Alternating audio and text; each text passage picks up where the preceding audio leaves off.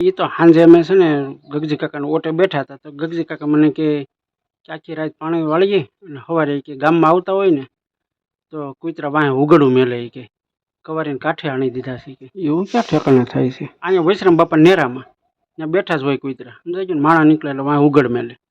એટલે મેં કીધું ગગજી કાકાને કે એવું હોય ને કૂતરા વાંહે જોડે ને તો આપણે ઊભું રહેવાય, આપણે ઊભા રહીએ એટલે કૂતરા ઊભા રહી જાય. મેં કીધું, મને કે એ વાત હાસી. આજ સવારે પૌલો આવ્યો મારી ઘરે, મને કે દી ઉગી ગયો છે, મારા બાપુજી કે રાતે પાણી વાળવા ગયા છે, હજી આવ્યા નથી કે કંઈ થયું નહીં હોય ને, હાલો ને આપણે જાય વાડીએ. અમે બે અહીંથી વાડીએ ગયા તો નેરામાં બેઠા હતા, સામે બે કૂતરા બેઠા હતા. મેં કીધું કાકા અહીંયા કાં તમે બેઠા? મેં જોત ખરે દી ઉગી ગયો. મેં કીધું 6 વાગ્યાની વાત, 6 વાગ્યા લાઇટ વહી જાય. તો મને કે તે કીધું એમ કર્યું, આ કૂતરા વાંહે ધોડ્યા તો હું ઊભો રહ્યો, તો એ ઊભા રહ્યા.